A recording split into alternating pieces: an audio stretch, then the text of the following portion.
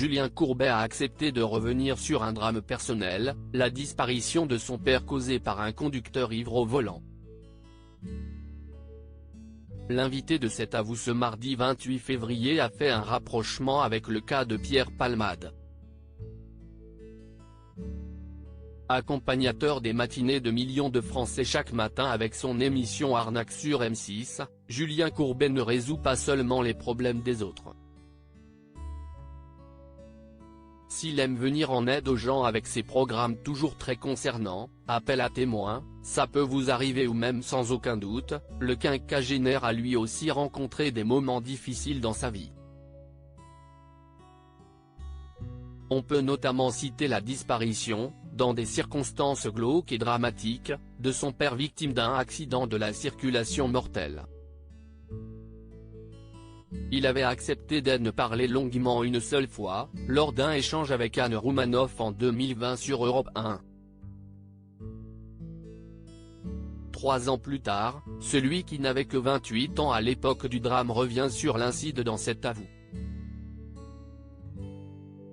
Deux histoires avec quelques similarités face à Anne-Elisabeth Lemoine, l'animateur de 58 ans aujourd'hui se souvient, « Mon père venait juste d'être à la retraite, il marche sur le trottoir et un homme qui était alcoolisé au volant, le fauche. Il le fait exploser, il n'y a pas d'autre mot. Il le laisse par terre et il se sauve. Après s'être sauvé, il va voir la police pour faire croire qu'on lui a volé sa voiture. Sauf que les policiers ont trouvé son comportement bizarre, donc à 5 h du matin ils sont allés perquisitionner chez lui et ils ont trouvé les clés de la voiture. Malgré les faits énoncés, l'auteur n'est pas allé en prison. Il a écopé de 3 avec sursis au bout du compte, dévoile le présentateur qui ne peut s'empêcher de faire un rapprochement avec l'actualité de ces dernières semaines.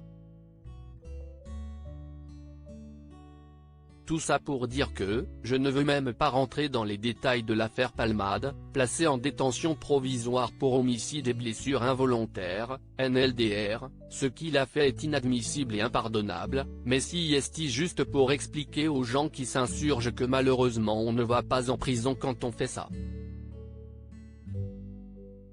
Il n'a pas eu de traitement en particulier parce qu'il est connu, il a peut-être eu un traitement en défaveur, analyse-t-il. Une opinion bien tranchée. L'ex-visage de TF1 aimerait aider ce type de personnes, comme l'homme qui a tué, on perd, pour éviter que de telles situations se reproduisent.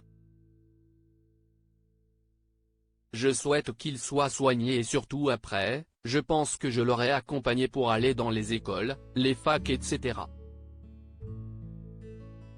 Afin qu'il explique ce qu'il s'est passé. Qu'il dise j'ai pris le volant complètement sous et j'ai brisé une famille, explique cet habitué du petit écran.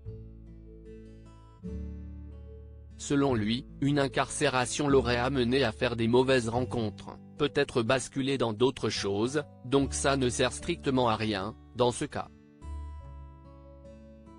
À lire aussi Julien Courbet, ses rares confidences sur la mort tragique de son père.